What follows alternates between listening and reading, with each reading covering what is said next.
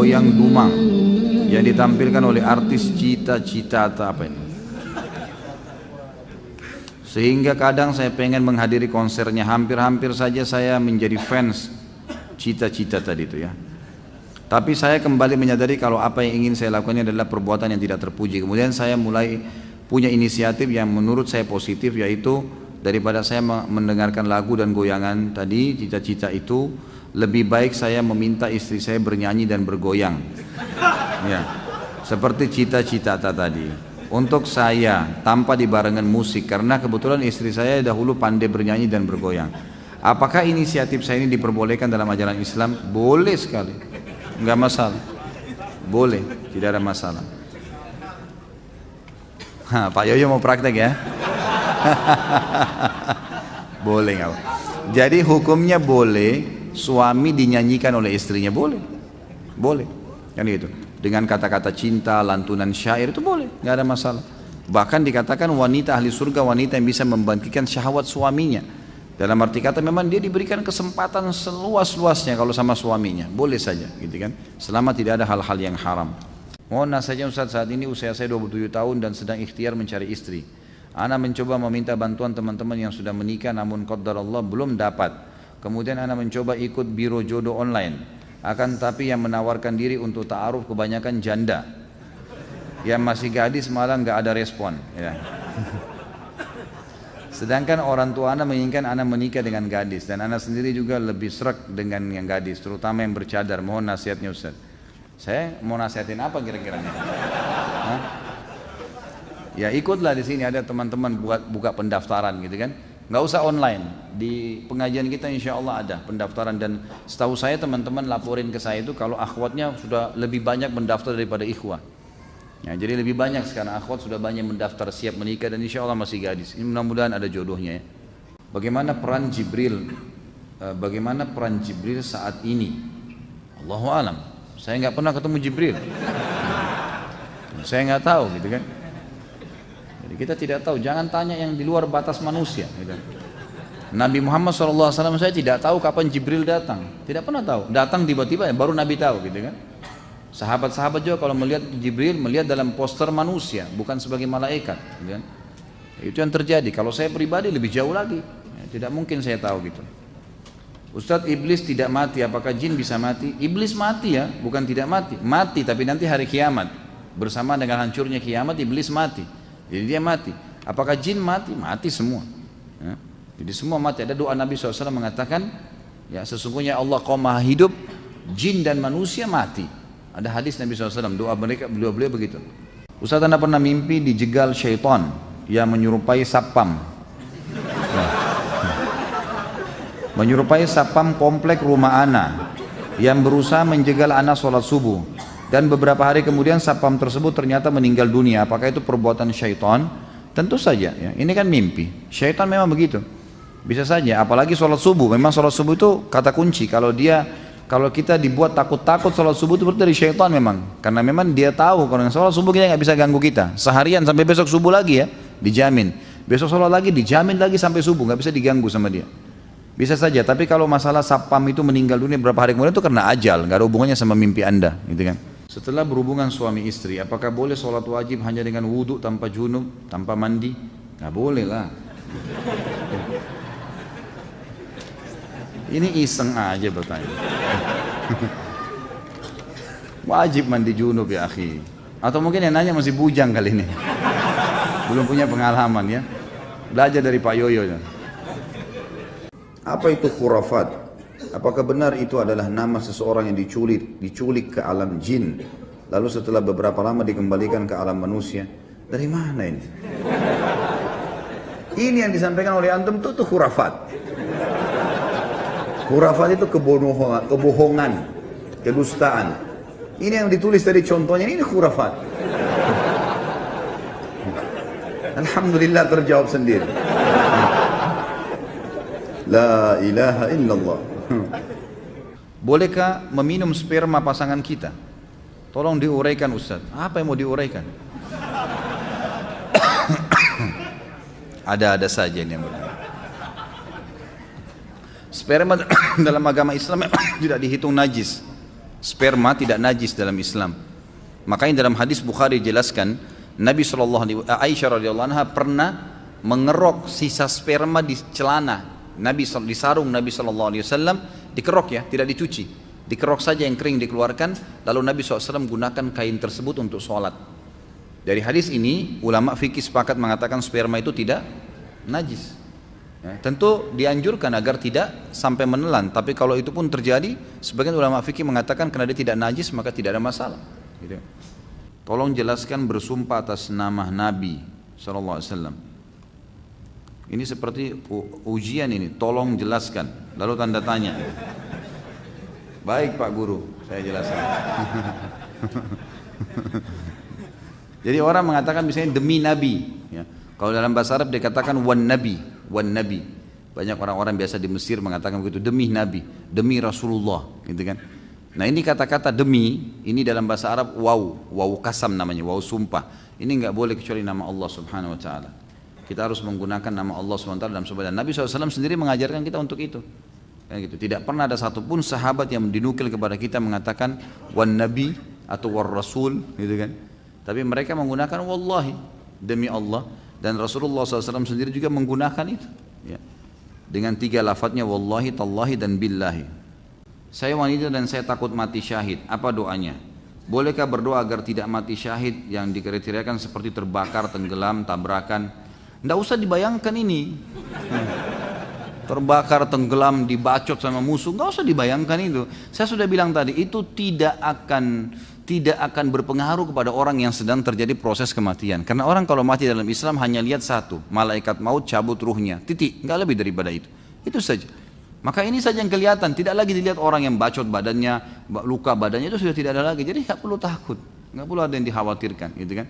Minta kepada Allah SWT agar diangkat rasa takut itu. Bagaimana dengan buah durian? Bukankah kalau kebanyakan bikin mabuk? Bikin kenyang, iya. Saya makan durian tidak mabuk. Enggak kok, insya Allah enggak termasuk itu.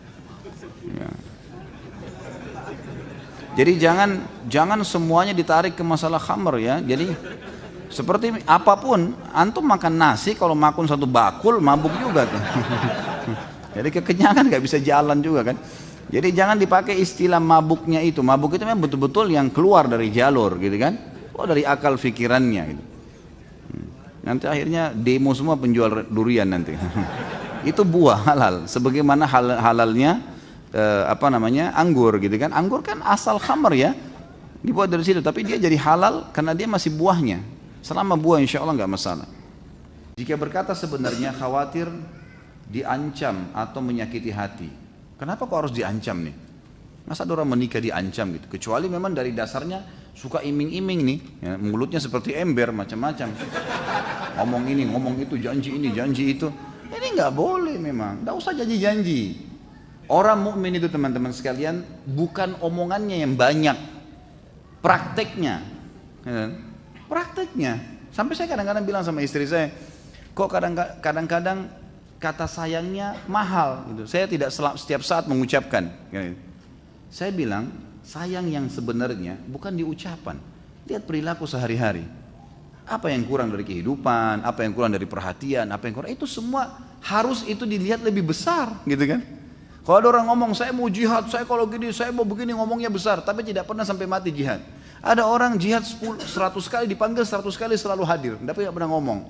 Itu yang benar tuh gitu. Banyak ngomong untuk apa ini?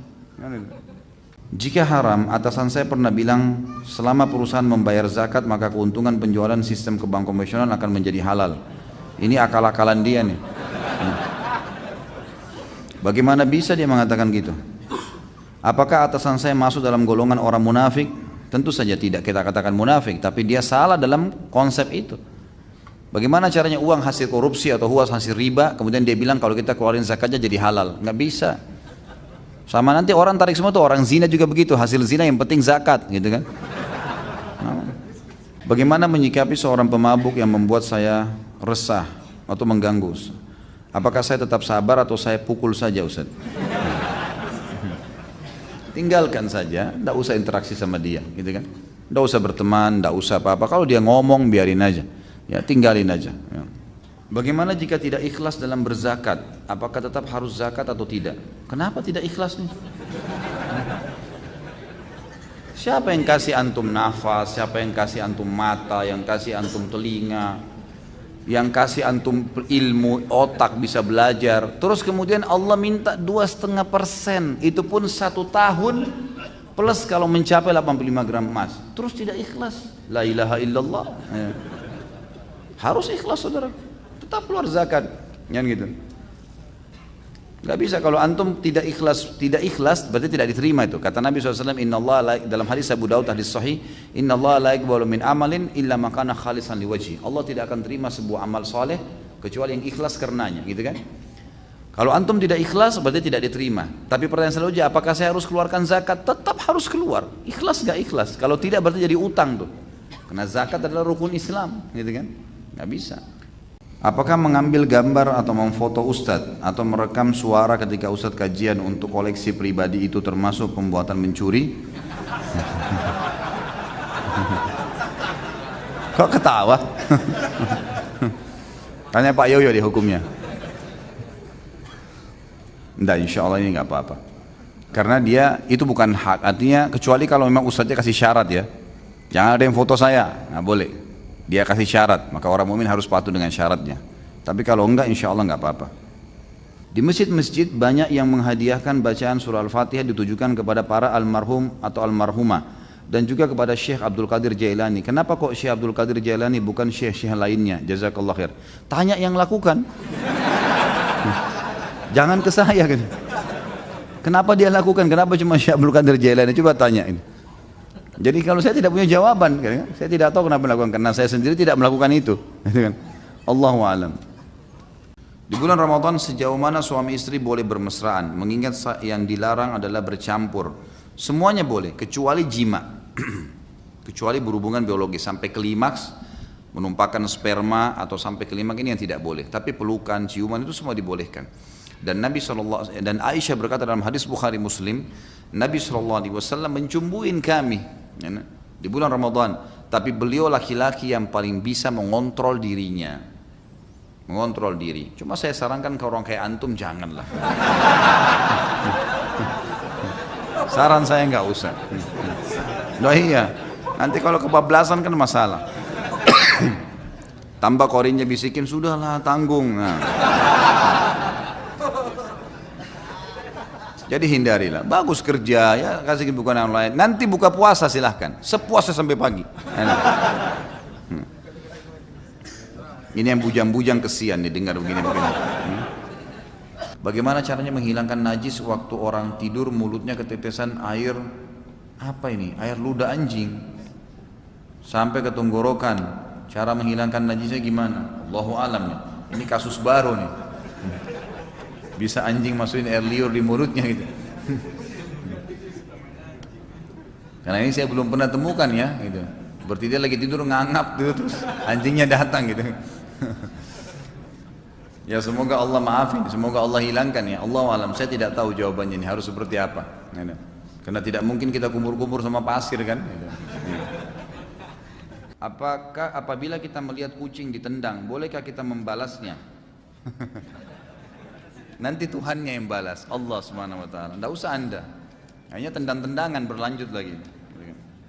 Apakah ketika kita sholat kemudian terlintas di memori pikiran kita, misal kita habis nonton film Mahabharata dan film yang ada dewa-dewa, Athena dan lain-lain. Kemudian pas sholat terlintas dewa-dewa dan gambaran di film, apakah itu termasuk syirik? Pertama, jangan nonton. Tadi saya bicara tuh jangan, saya bilang anak kecil aja tidak boleh nonton, apalagi orang sudah besar. Ngapain mau ditipu dengan cerita kosong? Itu bohong, dusta.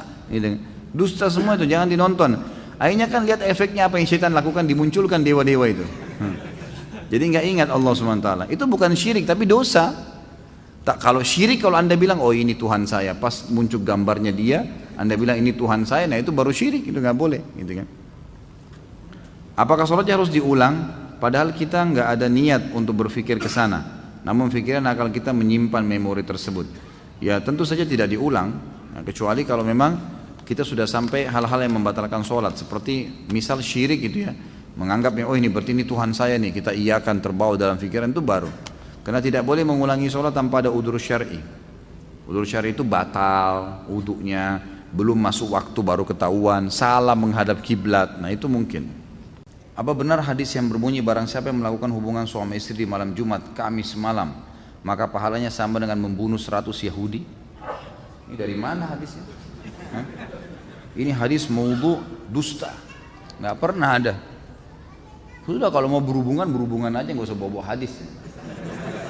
Apalagi 100 Yahudi. Ini siapa yang iseng bertanya nih?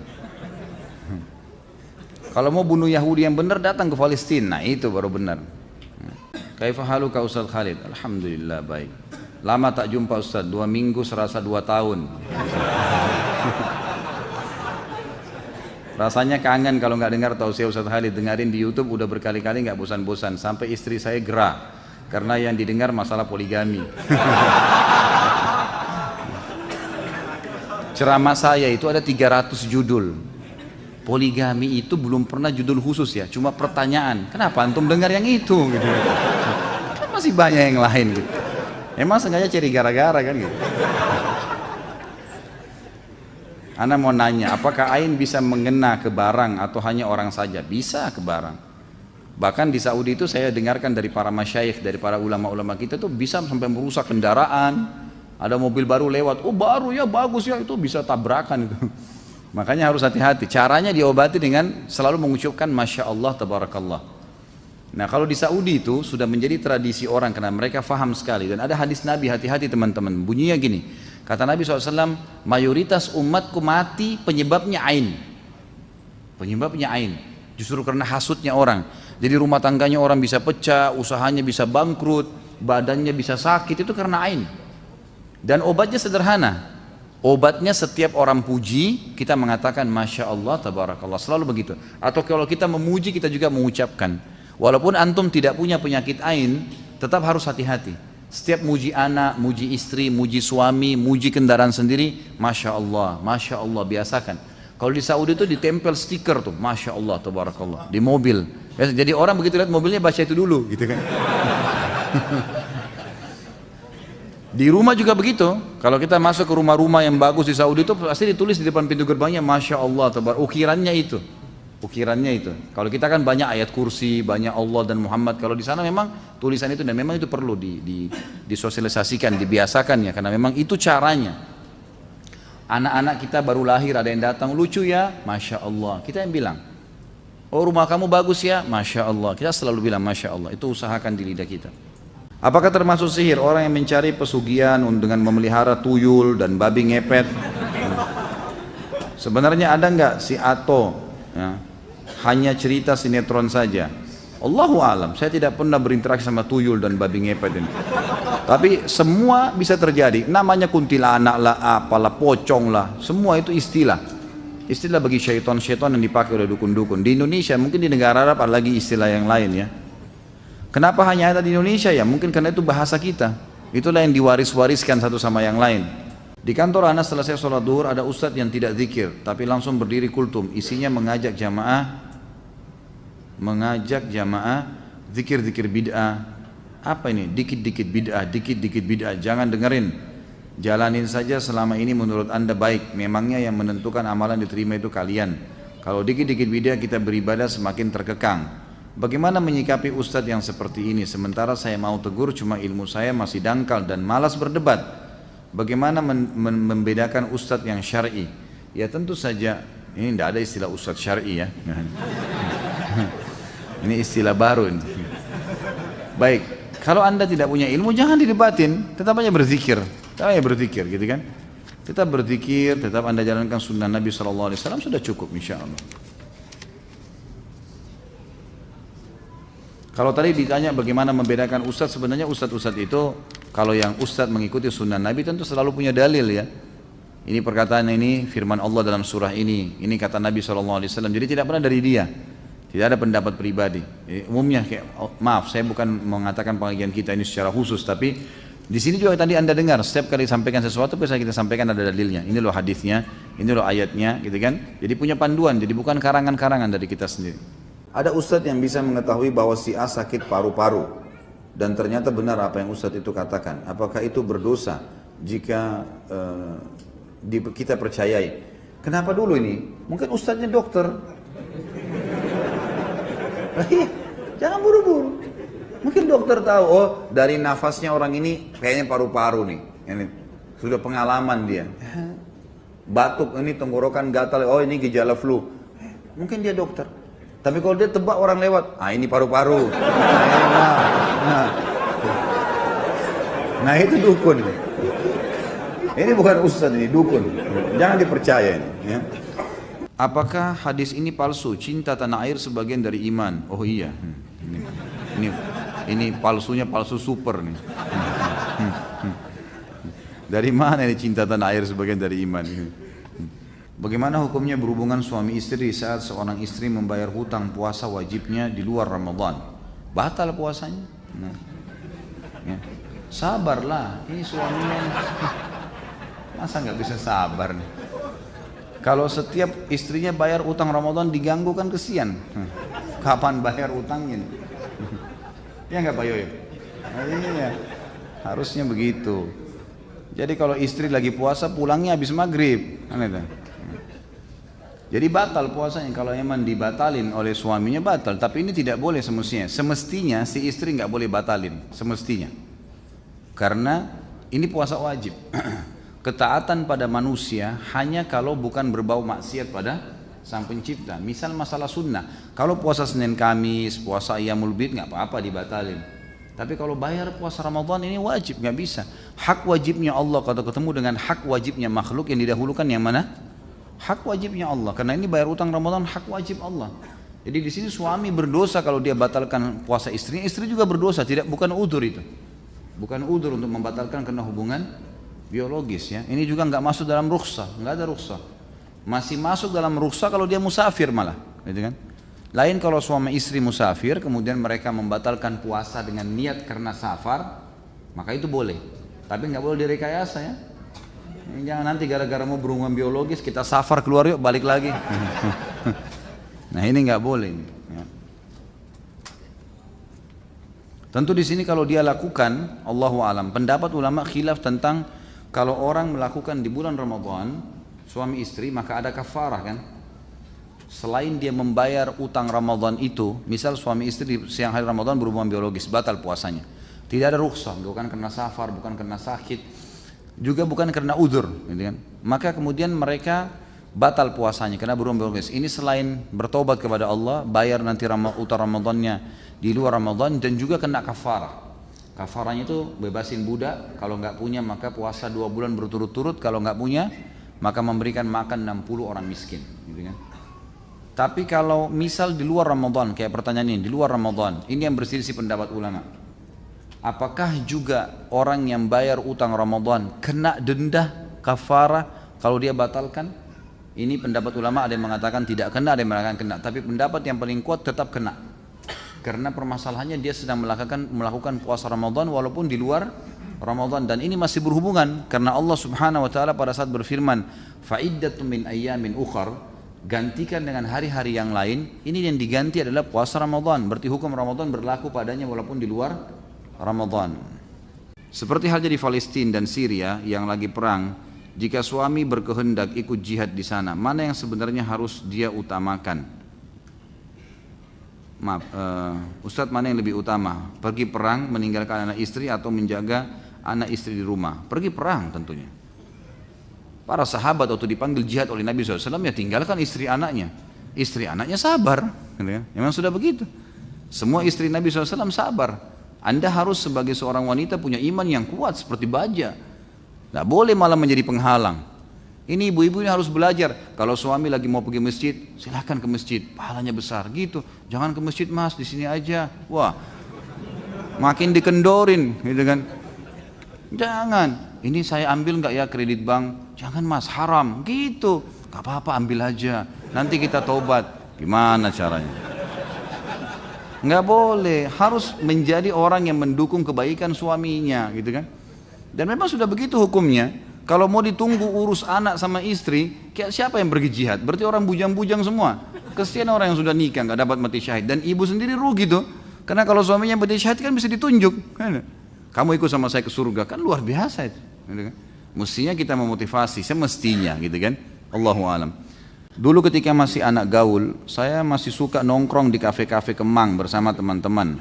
Biasanya saya dicekokin minuman dan lain-lain. Setelah taubat, saya di akhirat nanti tidak dapat meminum air susu dari sungai di surga bersama bidadari. Dikarenakan dalam tubuh saya sudah ada kandungan khamar. Kenapa harus sebut bidadarinya nih? Harus diselipin sesuatu gitu. Ini muridnya siapa nih? Saya nggak bilang loh Pak Yoyo ya. Jadi tentu saja kalau sudah taubat dimaafkan. Aman kalau sudah taubat gitu kan. Tapi masalahnya jangan tunda taubat. Kita nggak tahu nih kapan meninggal. Nggak ada jaminan kita masih bisa hidup kan. Sekarang teman-teman, ada siapa yang bisa dapat jaminan di sini bisa pulang ke rumahnya sebentar? Gak ada jaminan. Semoga Allah panjangkan umur kita dengan ketaatan, tapi kita tidak tahu. Ajal bisa datang. Jadi salah kalau ada orang nunda-nunda taubatnya, ini gak bisa. Sama halnya, tidak boleh juga kita berbangga dengan amal yang pernah kita kerjakan. Kata Nabi SAW, janganlah seseorang di antara kalian berkata, dulu saya pernah sholat malam. Itu dulu, udah dicatat sama malaikat. Sekarang, besok, lusa, buku amal kita tiap hari diterima, dicatat oleh para malaikat, gitu kan? Jadi jangan sampai tunda gitu. Apakah nafkah yang diberikan suami kepada istri, suami berhak meminta laporan pengeluaran? Tentu saja, dia punya hak, boleh saja. Tapi nggak usah lah, untuk apa minta laporan? Untuk apa? Jangan pelit-pelit lah. Kasih aja. Nanti kan antum juga dapat servisnya, gitu kan? Ketawanya besar-besar nih ya. Padahal saya cuma bermaksud secara umum loh. Ya Pak Yo? Gimana nih? Saya sudah berpacaran dengan seorang Katolik selama 2 tahun, tapi Alhamdulillah saya sudah putus. Setelah saya putus, saya mendengar mantan saya yang Katolik tersebut dekat dengan pria lain.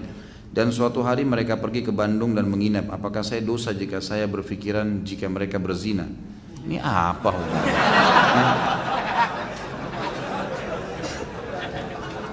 Sudah putus, sudahlah.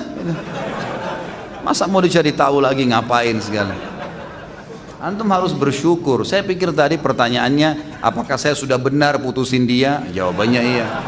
Ini ke hotel, lalu saya berpikiran mungkin dia berzina. Saudaraku, udah usah terlalu jauh ini ya.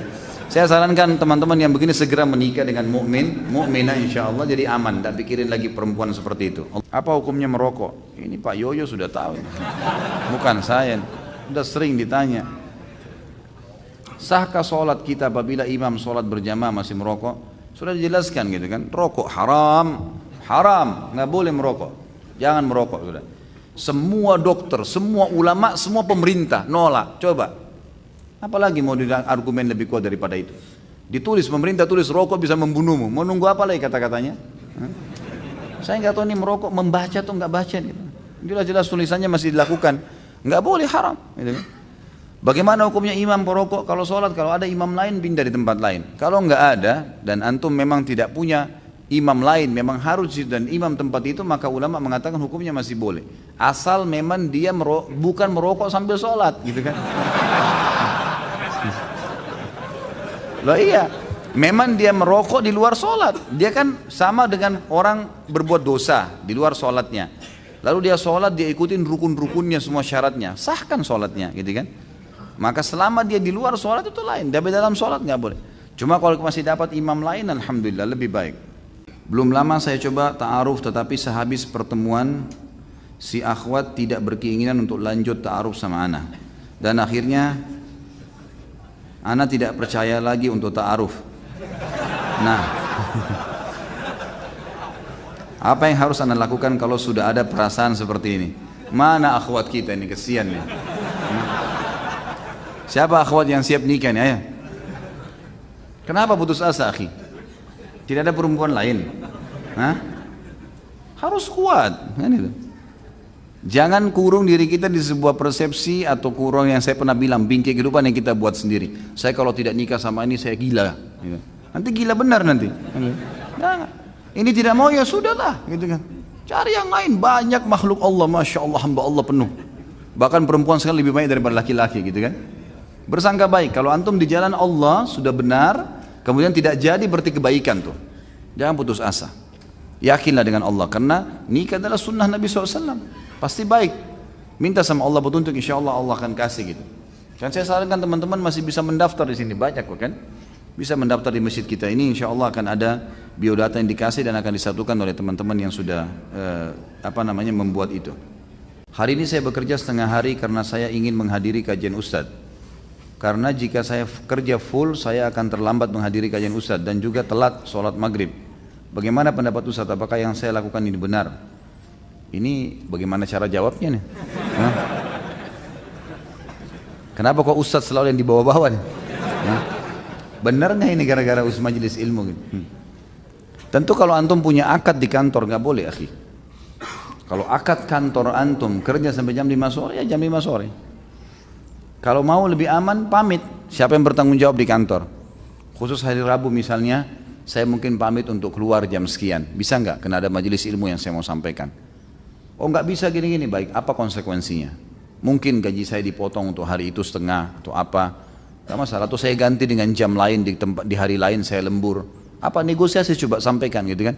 Kalau tidak ada pintu sama sekali, akadnya antum tanda tanganin harus jangan ya, nggak boleh. Majelis ilmu, majelis baik, majelis suci, nggak boleh ternodai dengan maksiat. Antum maksiat dengan tempat kerja nggak boleh. Harus bahasakan baik-baik sama mereka, gitu kan? Karena antum sudah akad. Makanya saya bilang lebih baik sampaikan. Mungkin ada di antara teman-teman yang bertanggung jawab di kantor yang muslim bisa faham. Kita berikan penjelasan dengan cara nego tadi. Mungkin gaji kita dipotong, mungkin kita ganti dengan jam kerja yang lain, lembur, mungkin dan seterusnya. Hal yang positif saja, Allahu a'lam, itu yang saya tahu. Jadi lebih baik seperti itu. Kalau masalah sholat maghrib jangan dihubungkan, akhi. Sholat maghrib antum harus sholat, nggak bisa enggak. Mampir di mana saja masjid, gitu kan? Di mana saja. Saya kalau keluar telat, saya cari masjid di pinggir jalan. Mana masjid, mampir sholat dulu, baru datang ke sini, gitu kan? Nggak ada masalah, sholat dulu. Gitu. Jangan ditunda sholat maghribnya, jangan hanya kena takut kehilangan majelis, nggak apa-apa. Dan alhamdulillah sekarang fasilitas sudah selalu teman-teman tim upload di YouTube. Kajian kita sekarang insya Allah minggu depan antum sudah dapat kajian yang sama, sudah ada gitu. Bisa ditonton, bisa diulang-ulangin, insya Allah nggak ada masalah gitu kan. Allahu a'lam. Perceraian sebuah solusi jika sebuah solusi cerai pada akhirnya salah apa ini? Akhirnya salah. Bagaimana? Contoh misalnya menikah suami istri orang Cina, pas melahirkan ternyata bule. Padahal pas tes DNA memang anak dari mereka. Barakallahu fiik. Loh, tentu saja tidak boleh buru-buru ya. Saya pernah ada sahabat kan begitu ya. Dia putih, istrinya putih, keluar anaknya hitam kelam gitu kan. Langsung dia vonis istrinya, kamu selingkuh. Kata istrinya, demi Allah nggak ada yang sentuh saya kecuali kamu. Lapor ke Nabi SAW. Langsung Nabi didik si laki-laki itu. Ditanya kebetulan laki-laki ini punya peternakan unta. Apa kau punya peternakan unta? Dia bilang iya ya Rasulullah. Baik, ada untamu nggak berpasangan? Dia bilang ada. Induknya ya si jantan sama betinanya. Apa warna mereka? Kata dia coklat kemerah-merahan. Anaknya ada nggak? Ada, 5 ekor anak. Ada nggak? Apakah semua warna anaknya mirip sama warna ibu ayahnya? Dia bilang tidak. Ada satu bahkan berbulu warna hitam, ya, coklat kehitam-hitaman. Kata Nabi SAW, kenapa bisa? Dia bilang mungkin ini tarikan dari jalur nasabnya. Mungkin dari kakek-kakeknya dulu. Kata Nabi SAW, anakmu seperti itu. Ini seperti itu, gitu kan? Jadi makanya jangan buru-buru mau bercerai. Kalau kita tanya pasangan kita, ini kok bisa anaknya berbeda? Ini. Tapi memang Allahu alam ya. Kalau dari pertanyaan tadi ini agak unik ya. Kalau Cina sama Cina keluar bule ini, ini agak unik ini. Berarti harus ada kakek-kakeknya yang dulu bule gitu kan. Tapi setelah dites DNA ternyata benar, jadi makanya tes DNA dulu, baru cerai kalau memang betul tidak terbukti. Jadi jangan buru-buru ya. Allahu a'lam. Ada saja masalah. Apa sebabnya? Apa sebab musababnya suami bercerai dengan istrinya? Allahu a'lam. Ya Allahu alam. Apa sebabnya gitu? Anda sendiri bisa jawab gitu kan? Kalau dikatakan apa gambaran syar'i yang membolehkan atau apa alasan syar'i yang membolehkan suami menceraikan istrinya, nah itu boleh saya jawab tuh, gitu kan? Tapi kalau sebab musababnya ya tergantung individual. Ada orang mungkin karena dia bosan, ada orang karena ini, ada orang karena itu, godaan syaitan, tidak paham agama banyak. Afwan Ustaz, pertanyaan saya di luar tema, dari tadi di luar tema. Ya ingin saya tanyakan, apakah pada hari kiamat nanti orang-orang pelaku perbuatan-perbuatan bidah akan dibangkitkan bersama dengan orang-orang yang mereka contohi dalam melakukan perbuatan tersebut? Misal orang yang mengikuti seorang kiai yang mengajarkan tentang perbuatan ibadah yang tidak dicontohkan oleh Nabi SAW.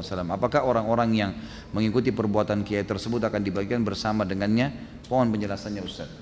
Kalau apakah dibangkitkan bersamanya, Allahu alam. Ini saya tidak tahu dalilnya. Tapi pasti akan dibangkitkan, dan nanti setiap orang yang menjadi penyebab orang lain melakukan satu perbuatan yang Allah tidak ridhoi, Rasulullah SAW tidak contohkan, pasti akan dipertemukan di mahkamahnya Allah dan akan diminta pertanggungjawaban masing-masing. Itu ada di riwayat masalah itu, tapi apakah dibangkitkan secara bersamaan, ini saya tidak tahu dalilnya.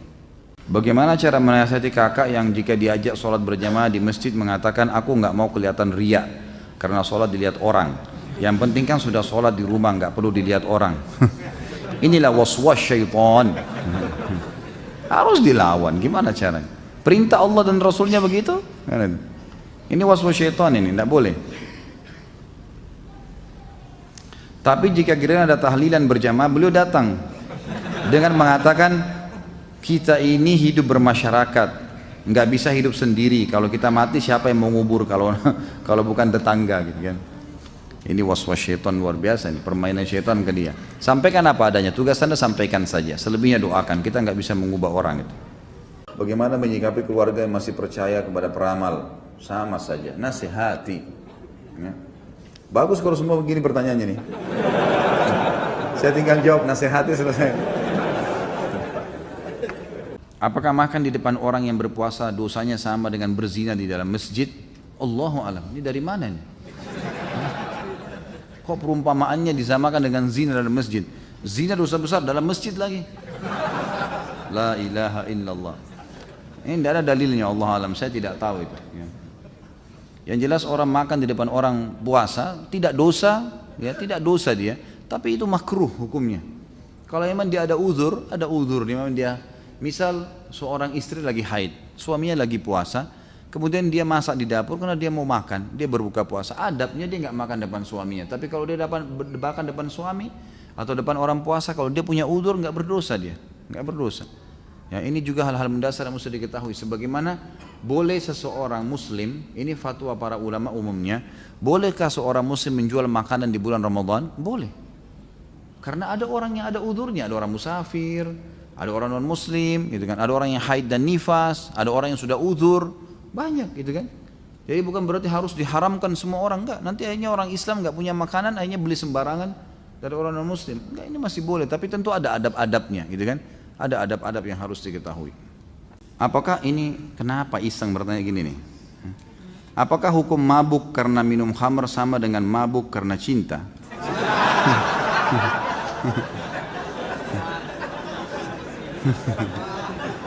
Ini siapa ini Pak Yoyo?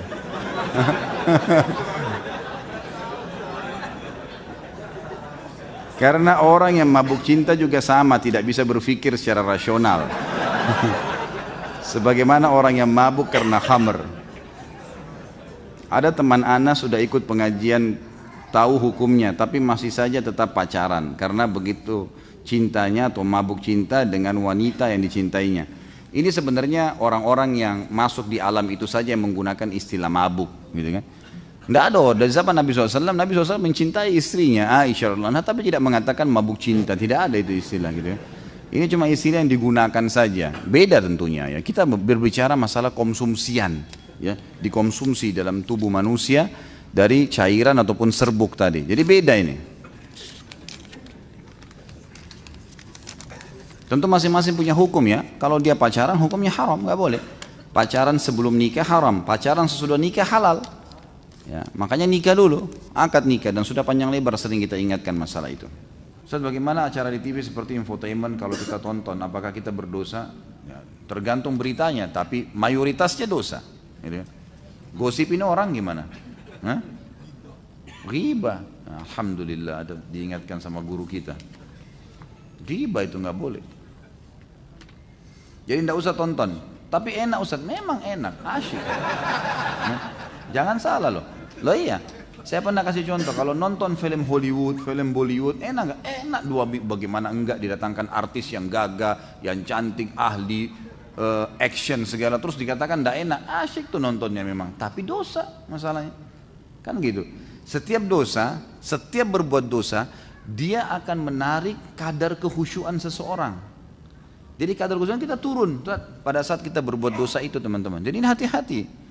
Makin kita tutup pintu dosa itu, makin tinggi rate kekhusyuannya. Ya. Jadi tutup memang lebih baik tutup, nggak usah. Dan selalu begini, saya sudah bilang ini, selalu gunakan, ingat kata-kata saya teman-teman sekalian. Kalau kita tergoda untuk berbuat satu dosa, tanya, kalau saya tidak buat kenapa? Kenapa kalau nggak dilakukan? Nggak ada masalah, kalau tidak nonton kenapa? Matanya jadi buta? Enggak kok, gitu kan? Nggak ada masalah. Saya butuh informasi Ustaz, informasi yang bermanfaat, masalah kesehatan, masalah ilmu pengetahuan, itu masuk akal. Informasi tentang rumah tangganya orang untuk apa? Untuk apa? Sama pembantunya lah, sama pekerjaannya lah, dan macam-macam, nggak ada gunanya sebenarnya. Saya bekerja di perusahaan pembuat sistem komputer yang komputer perbankan konvensional. Ini sudah sering ditanya ya. Apakah keuntungan penjualan sistem perbankan konvensional halal? Haram. Haram. Tidak boleh. Jangan cari sesuatu yang dihalalkan kalau ke ustadz, nggak bisa. Haram, haram. Ya, Anda melakukan berarti Anda konsekuensinya menanggung itu. Keluar kerja, cari tempat yang lain. Yang itu. Jangan bilang saya nggak bisa hidup, bisa dengan izin Allah. Semut di lubangnya hidup, apalagi antum gitu kan. Jadi jangan, ini nggak bisa. Bagaimana hukumnya apabila sebelum berhubungan suami istri kita nonton film Blue dulu, agar tujuannya bisa membagikan syahwat. Syukran jazakallah khair. Kok pakai jazakallah khair ini pertanyaannya?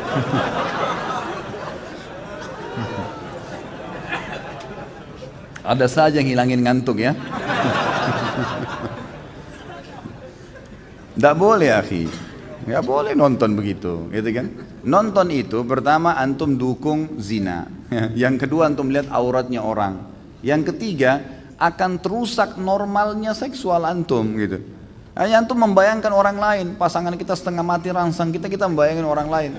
Ini nggak boleh teman-teman sekalian. Jangan, gitu kan? Nggak boleh. Jadi harus dijauhi, nggak boleh. Jadi nanti akhirnya jadi penyakit. Antum tidak akan bisa menggauli pasangan kecuali dengan nonton. Bagaimana seorang laki-laki bisa tenang melihat istrinya lihat aurat laki-laki lain? Bagaimana istri bisa tenang membiarkan suaminya lihat aurat perempuan lain? Ini nggak bisa kan gitu. Berbahaya sekali. Jadi jangan, ya jangan. Kata ulama, meletakkan kemaluan di kemaluan untuk melampiaskan biologis itu sama dengan seseorang tahu bagaimana memasukkan makanan di mulutnya. Bukan ilmu khusus itu. Nggak ada ilmu khusus untuk itu. Orang bisa belajar dengan alami gitu. Saya pernah membaca dalam Sirah Nabawiyah istri Rasulullah SAW berjumlah 13, sedangkan dalam Quran kan dibatasi hanya 4. Ini kok bisa begitu? Itu maunya Allah, gitu kan? Harus bisa diterima. Nabi SAW punya khususiyah namanya. Khususiyah itu khusus buat Nabi, nggak boleh untuk orang lain. Seperti contoh, Nabi SAW menikah lebih dari 4 wanita, itu khusus buat Nabi SAW. Nabi SAW berpuasa wisal, menyambung puasa. Hari kedua, hari ketiga baru berbuka puasa. Ini nggak boleh dicontohi oleh kita. Sampai pernah Ibnu Umar mau ikutin, kata Nabi SAW tidak boleh, karena itu buat beliau. Beliau juga kalau sakit, itu double sakitnya manusia biasa seperti kita. Kata Nabi SAW, sungguhnya saya ditimpa penyakit lebih berat, berlipat-lipat dibandingkan yang kalian rasakan, atau 2 kali lipat dibandingkan yang kalian rasakan. Memang ada sendiri khusus buat Nabi SAW. Kasus beliau dinobatkan jadi Nabi, beliau menemui Jibril, itu semua khususiyah. Khusus buat Nabi SAW. Kalau kita manusia biasa 4, ya. Antum 1 aja lah, gitu. 1 aja masih susah gitu. Terus mau protes Nabi kenapa 13 gitu. Di rumah saya banyak tikus dan kecoak. Bagaimana cara membasminya secara benar? Tanya kepada ahlinya itu. Siapa di sini yang bekerja nih membasmi serangga? Kalau tanya kepada saya hukum halal haram, Bapak Ibu, masa basmi kecoak? Tapi boleh. Kalau mau dibunuh boleh saja, gitu kan? Dibunuh tuh kalau kita masih bisa aman, disapu, dikeluarin itu lebih bagus gitu. Tapi kalau mau dibunuh karena mengganggu boleh saja. Jika ada 2 handphone baru yang lama, mana yang akan dipilih? Mustahil yang lama akan dipilih, pasti akan dianggurin, dibuang. Apa ini? Mustahil bisa adil. Apa yang ditanya?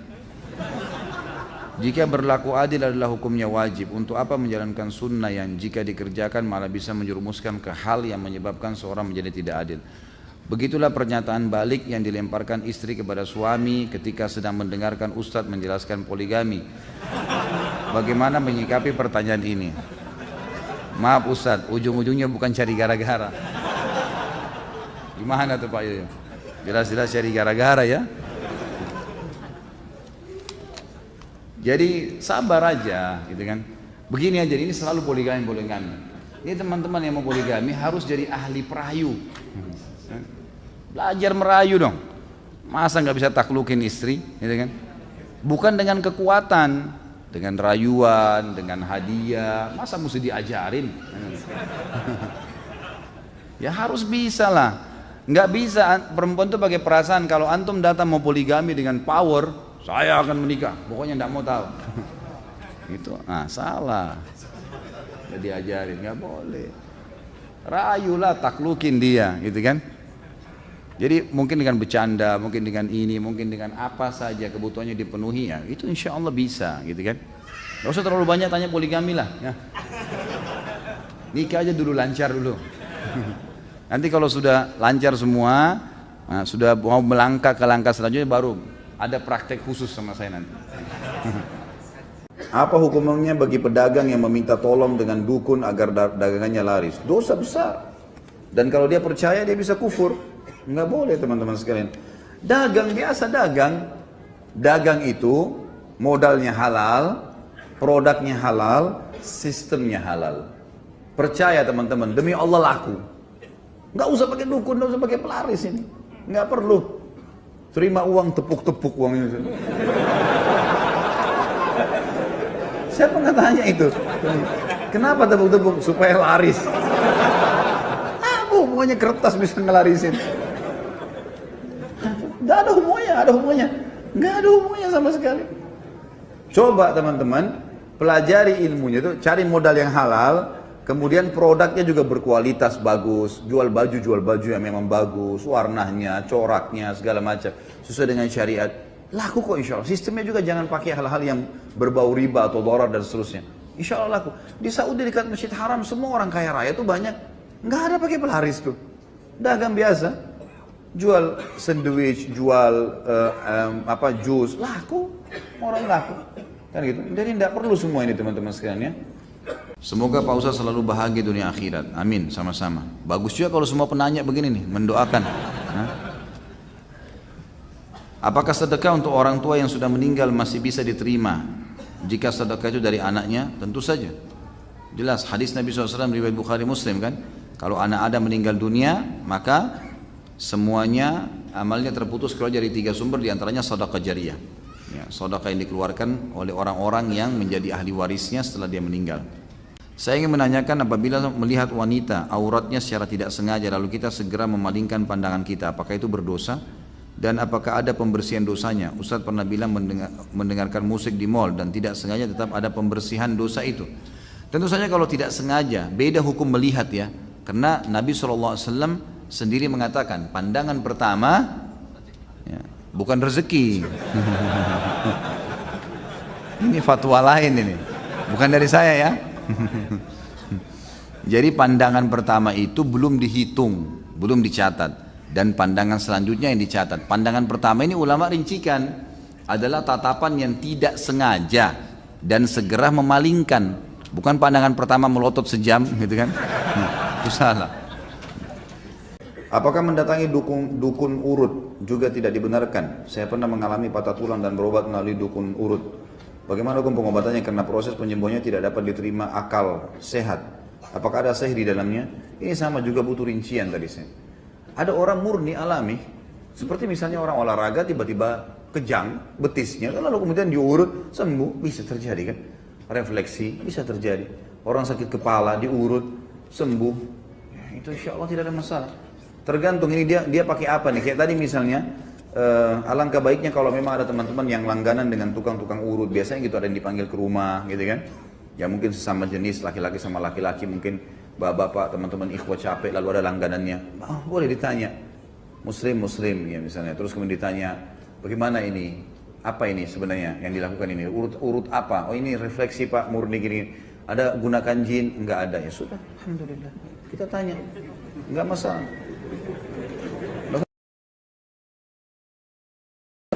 Saya pernah ada orang refleksi datang, langganan saya datang ke rumah, saya tanya, pakai jin enggak? Saya tanya. Orang mukmin harus jelas, fi sarahatin raha, di setiap keterus-terangan ada kejelasan. Dia bilang enggak ada Pak Ustaz. Ya sudah, alhamdulillah. Ya. Kalau pakai jin enggak bisa nih, jangan urut saya.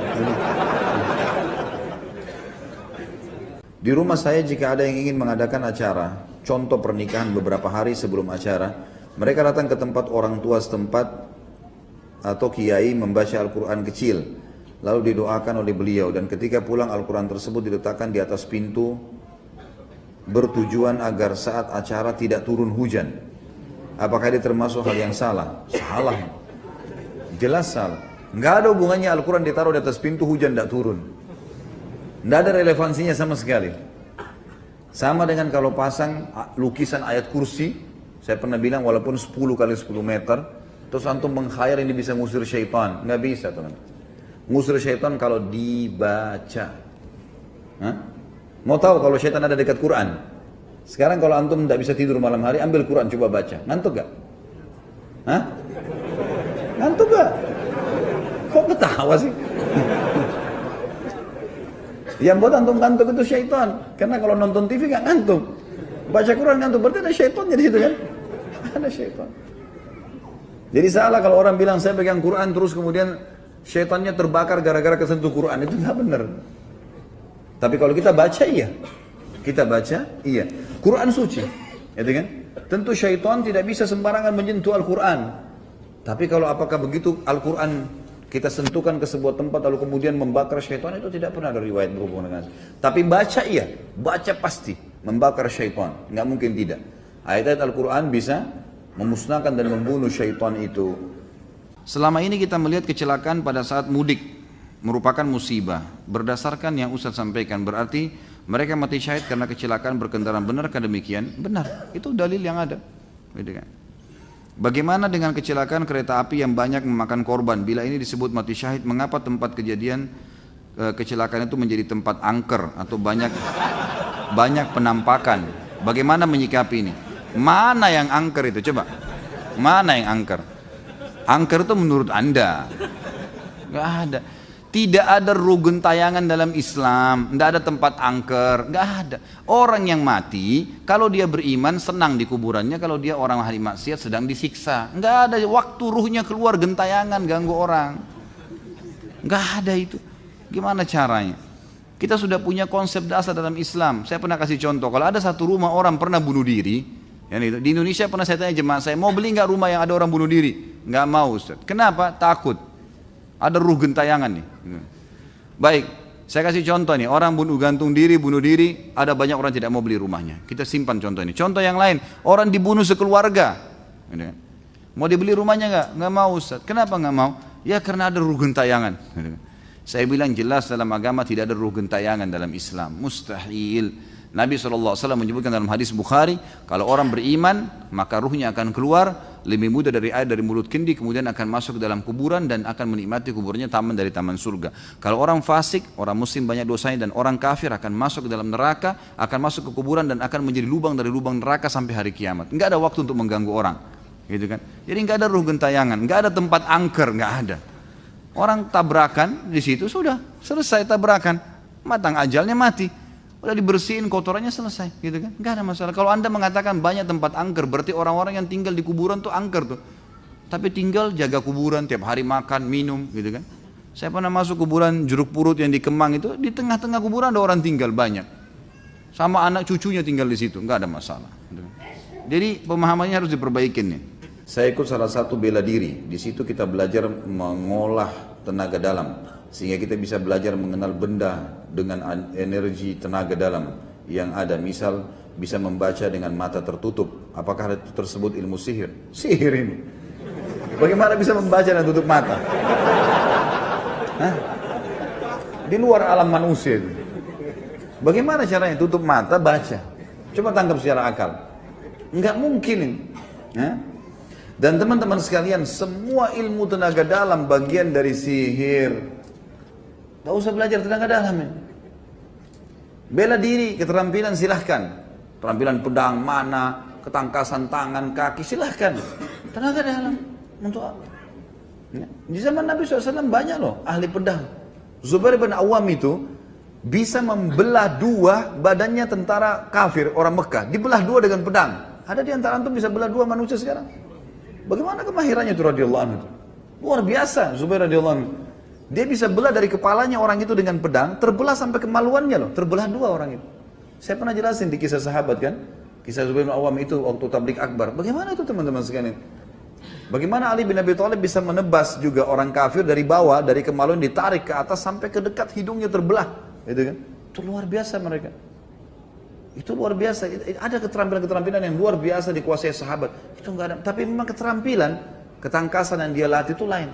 Dan tidak di zaman dulu dan zaman sekarang sama sebenarnya. Kalau memang itu ilmu tenaga dalam dibolehkan, sudah dipakai oleh Nabi SAW, enak tuh. Dari jauh terlempar. Luar biasa. Untuk apa pakai pedang lagi? Hah? Sahabat pakai pedang, tangkis, serang, berdarah, Rasulullah SAW berdarah. Permainan syaitan. Ya. Harus ditinggalkan teman-teman sekalian. Lagian kalau pakai tenaga dalam sudah nggak jantan itu nanti ya.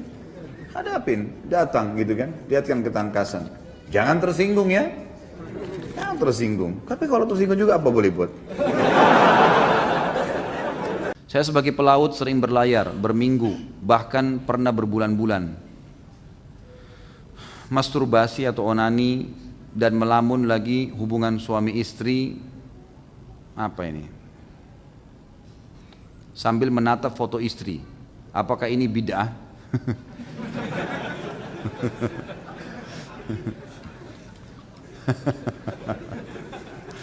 Jazakallah khair, pertanyaannya membuat orang tertawa di malam hari ini. Jadi teman-teman sekalian, onani haram.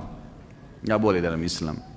Sama memuaskan diri dengan cara pribadi begitu nggak boleh dalam Islam. Caranya bagaimana supaya tidak terjadi? Jauhkan semua fasilitas yang bisa mengundang syahwat. Nggak boleh, gitu kan? Tapi kalau terjadi seseorang telepon istrinya dari jarak jauh, lalu kangen-kangenan, rindu, kemudian dia mungkin ya istrinya mengucapkan kata-kata sampai dia klimaks, nggak apa-apa itu halal, nggak masalah. Tapi jangan lakukan hal-hal yang tidak benar, teleponnya diciumin lah, apalah. Itu bukan istrinya, itu telepon, apa mau dicium gitu. Jadi jangan aneh-aneh, tinggalkan fasilitas-fasilitas ini, gitu kan? Caranya tinggalkan hal-hal yang berbau. Kalau memang istri lagi telepon, ya ucapin sayang, mungkin rindu iya, tapi jangan ke hal-hal yang tidak baik. Insya Allah kalau antum sibukkan diri dengan ibadah, maka aman gitu.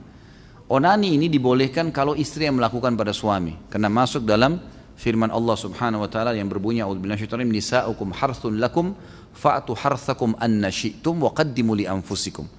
Artinya, perempuan itu istri kalian adalah ladang buat kalian. Maka datangi ladang kalian semau kalian. Boleh. Selama bukan dubur, tidak digauli di duburnya, tidak digauli haid dan nifas, boleh. Gitu kan? Dan dahulukan diri kalian. Jadi ini ulama rincikan sebab turunnya ayat ini adalah masyarakat Mekah terbiasa menggauli istri dengan menunggingkan istrinya. Waktu sahabat-sahabat hijrah ke Madinah dari Mekah, muhajirin, wanita Madinah terbiasa digauli dengan suaminya sementara mereka tidur dan suaminya dari atas. Maka si laki-laki ini, muhajir ini nikah sama wanita Ansar. Waktu wanita Ansar mau digaulin dengan cara orang Mekah, gak mau, nolak. Laporlah kepada Nabi SAW, ya Rasulullah begini kejadiannya. Maka turun firman Allah tadi. Wanita adalah ladang kalian, gaulilah seperti yang kalian inginkan dan dahulukan diri kalian.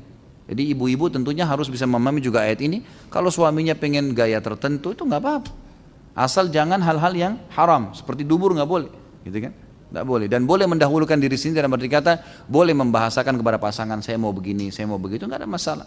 Yang diharamkan saja yang ditinggalkan, yang tidak, yang boleh maka boleh dilakukan, gitu kan? Jadi saya sarankan Allahu a'lam dijauhi ini, dan saya sarankan juga teman-teman sekalian selama memang masih ada peluang kerja dekat dengan keluarga, kerja di situ. Udahlah, kerja jauh di sana gajinya $1.000, kerja di sini $400, di sini aja nggak apa-apa. Aman, gitu kan? Daripada jauh sana menderita, akhirnya foto dicium-cium kan jadi masalah.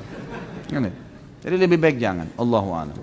Pantaskah seorang suami memberikan uang kepada orang tuanya tanpa pengetahuan istri? Sangat pantas. Kenapa memang? Hah? Ini yang tanya laki-laki atau perempuan nih? Hah? Kalau laki-laki perlu saya cambuk ini. Hah? Masa bertanya begitu? Nggak perlu. Nggak ada apa kok pamit sama istri? Nggak usah. Kalau uang antum hasilnya nggak usah pamit gitu kan. Ada orang begini nih sengaja melatih istrinya jadi kurang ajar sama dia. Nggak perlu. Kenapa? Antum berikan haknya dia. Ini nafkah kamu, hitung baik-baik kebutuhan rumah, kasih. Selebihnya antum punya hak dengan uang antum. Gimana caranya? Kok bisa gitu? Kalau dia juga punya pendapatan, si istri punya pendapatan, tidak wajib pamit sama antum. Hasilnya dia bisnis sendiri, orang tuanya kasih warisan, nggak bisa antum campur tangan di situ. Dia mau bantu keluarganya kah? Masa harus pamit dulu? Enggak gitu. Kecuali memang uang itu dari kita suami berikan kepada istri, kemudian ada lebihnya, uang bulanan ada lebihnya, dia pamit sampaikan, itu lain. Atau modal kita berikan, atau mungkin istri antum yang punya modal dalam satu usaha, antum laporin, tidak ada masalah. Tapi kalau uang mau dikasih ke orang tua harus pamit, ini enggak.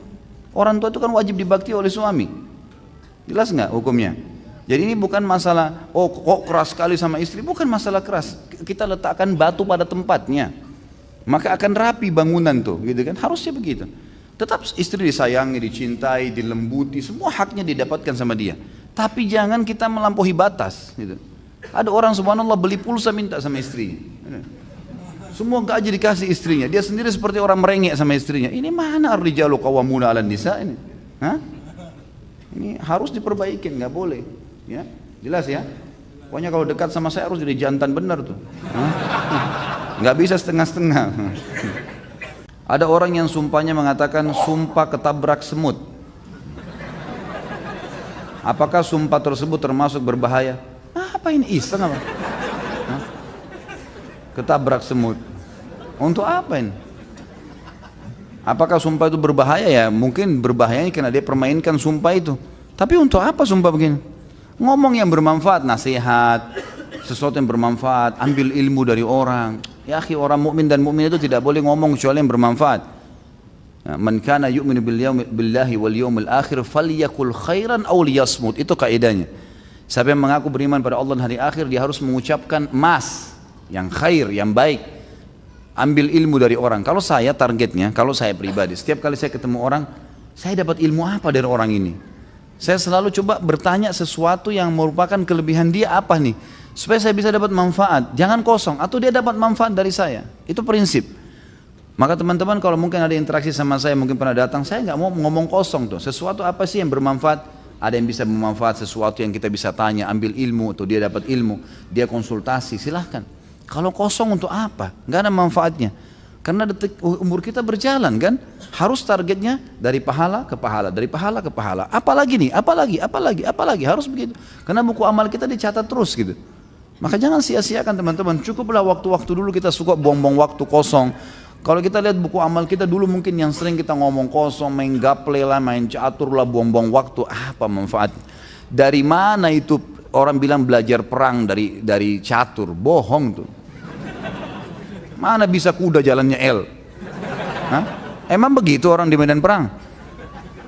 Alasan semua, apa ini buang-buang waktu kosong untuk apa teman-teman sekalian? Lebih baik antum baca buku. 1 jam, 2 jam baca berapa lembar, baca Al-Quran bisa 50, 70 ayat, bisa 100 ayat tuh. Kan majelis ilmu antum dengar ceramah lebih baik. Ya, daripada buang-buang waktu kadang-kadang di pinggir jalan sampai buang waktu berapa jam, berjam-jam. Semoga Allah kasih hidayah. Apa manfaatnya? Olahraga otak, baik olahraga otak juga baca, hafal tuh olahraga otak tuh. Orang yang sering menghafal, kenapa dalam agama dimotivasi hafal Quran, hafal hadis, ya kan? Nabi SAW memotivasi para penuntut ilmu untuk hafal, karena hafalan itu mengencerkan otak lah kalau bahasa kita ya. Hafalan, bukan dengan cara permainan, hafalan itu akan memberikan kepada kita tambahan. Itu yang dinukil dari para ulama kita, makanya mereka menghafal. Kita tidak pernah temukan di dalam agama kita ada istilah teka-teki. Coba antum lihat dari Al-Quran dan Sunnah, nggak ada itu Nabi SAW sengaja menjebak sahabatnya untuk menjawab atau nggak ada teka-teki. Jelas A, B, B, jelas, hafal, kerjakan, tinggalkan, jelas semuanya, gitu kan? Jadi ini yang kita lakukan, sesuatu yang bermanfaat, karena dari sesuatu yang bermanfaat akan mendatangkan manfaat yang lainnya. Jangan pernah ada waktu kosong. Siapa yang mengaku beriman pada Allah hari akhir, dia harus berkata yang benar, bermanfaat, atau dia diam saja. Saya ini punya sesuatu yang buruk sekali Ustaz, yaitu suka pada istri orang. Nah.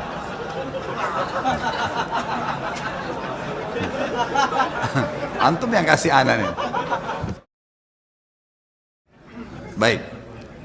Suka sama istri orang, bahkan teman. Saya terus coba lawan hal buruk itu, tapi selalu ada godaan. Terakhir ini, baru-baru ini teman SMA saya yang sudah 15 tahun tidak ketemu. Bagaimana ya Ustaz?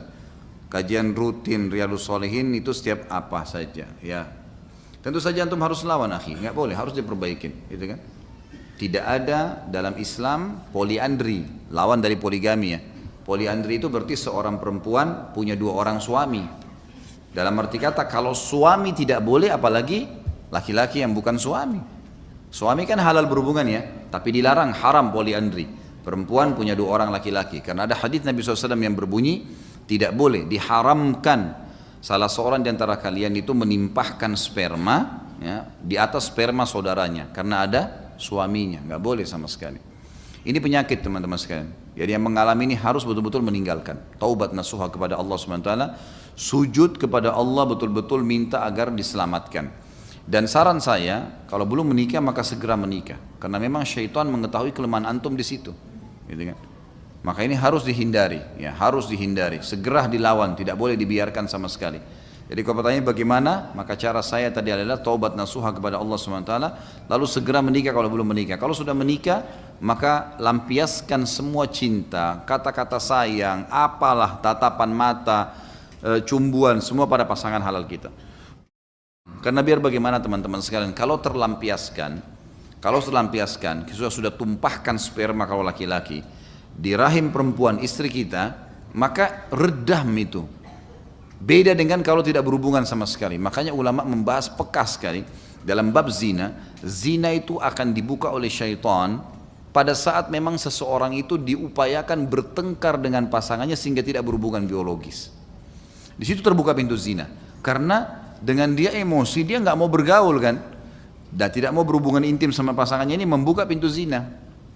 Kalau laki-laki tidak beriman sama Allah malah ke diskotik, kemudian datanglah perempuan tidak benar, kemudian dia keluhkan masalah istrinya, padahal ini perempuan siapa? Nggak jelas statusnya. Perempuan ini tahu, dia butuh duit saja. Dia akan masuk ke poin itu, oh istri saya nggak mau layani biologis, oh kalau sama saya bisa, dan seterusnya, maka ini kan jadi masalah. Ternyata setelah menikah dengan pelacur itu pun tidak ada kebahagiaan. Banyak terjadi begitu. Yang jadi masalah ternyata dia mau kembali sama istrinya sudah tidak mau. Ini jadi masalah baru. Syaitan memang suka mengacaukan kehidupan manusia seperti itu. Maka jangan dibuka pintu ini. Lampiaskan dengan pasangan yang halal itu maksimal, semaksimal mungkin itu akan teredam. Redam. Karena biar bagaimana kita kalau sudah kenyang, makan secara rasional, ada makanan apapun depan mata kita, itu sulit sekali kita untuk makan lagi, apalagi kalau sudah kenyang. Maksimal itu cuma mencicipi saja, maksimal. Mungkin orang melihat, sebatas itu. Kalau punya keimanan tentu insya Allah akan aman. Allahu alam. Jadi saran saya taubat akhi. Ini maupun menjelang Ramadan, taubat nasuha, dan ini adalah penyakit yang harus kita tinggalkan. Hukum menerima one tip adalah haram. Berikan penjelasannya Ustaz. Ini seperti saya lagi ujian ini. Dan bagaimana bila uang tip tersebut kita ambil terus kita sedekahkan ke teman kita atau kita berikan makan untuk kita berikan kepada orang miskin. Perhatikan ya, tip itu sesuatu yang dikasih sukarela itu baru halal. Tapi kalau Anda bahasakan tip ini hasil muka masam atau berusaha untuk membuat orang takut akhirnya orang bayar, haram, nggak boleh. Haram itu. Kalau orang kasih memang karena kita jasa, lagi kerja di rumah makan, kerja di satu tempat, parkir, kemudian dikasih dari dia sukarela, itu halal. Boleh dibeli makanan, boleh ditransaksi, halal. Karena itu sedekah dari orang. Tapi kalau dengan cara paksa nggak boleh. Ustaz Khalid semoga tidak tersinggung. Istri saya sudah tertarik dengan pengajian Ustaz Khalid. Namun karena Ustaz Khalid poligami, istri saya jadi tidak mau lagi ikut pengajian Ustaz. Sampai saya sendiri jika mengikuti pengajian Ustaz Khalid sepertinya istri saya agak keberatan. Bagaimana cara mendakwahkannya? Hal ini terjadi waktu saya mengikuti pengajian A'agim dulu. Mohon penjelasannya sejelas-jelasnya Ustaz. Ini penutup ya. Sebenarnya saya dalam berdakwah, teman-teman sekalian, yang saya sampaikan ini bukan perkataan saya ya. Apa yang sedang saya sampaikan? Hukum dari saya? Ini teman-teman duduk di sini di pengajian. Ini untuk mendengarkan saya pribadi atau ilmu agama yang sedang saya sampaikan. Ilmu agamanya, bukan karena saya berbicara. Yang menyuruh poligami siapa? Allah Subhanahu wa taala.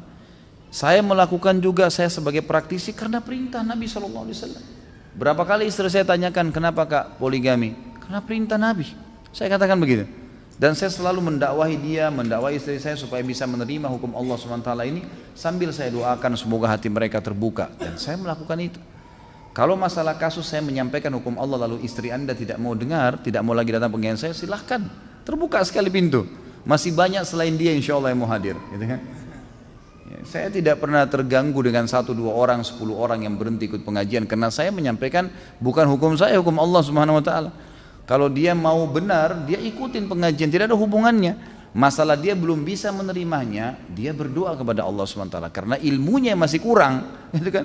Nggak mungkin karena hawa nafsu dia atau kemauan dia lalu kemudian hukum Allah kita tolak, nggak mungkin itu, kan gitu? Tidak mungkin, mustahil.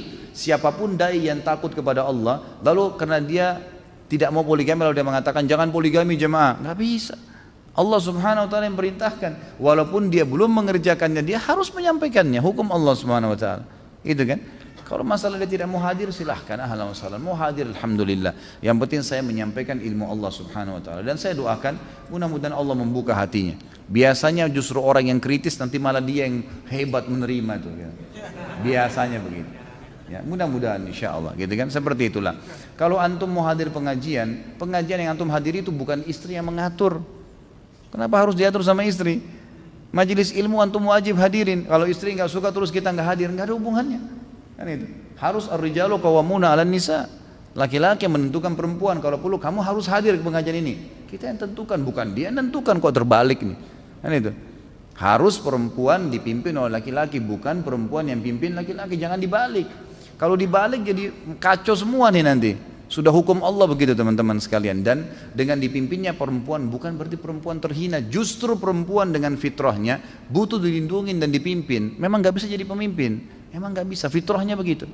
Laki-laki Allah siapkan dengan sifatnya, karakternya, fisiknya, suaranya berbeda. Memang untuk nagih utang, antar jenazah, perang di jalan Allah. Emang itu dia pemimpin. Perempuan dengan lembutnya, dengan air matanya, dengan hamilnya, memang untuk di rumah dipimpin, dinaungin, dilindungin. Jangan orang yang memang kasih sering sedih, manja di rumah, orang yang memang urus anak, kemudian kita suruh memimpin di luar, nggak bisa, nggak ketemu.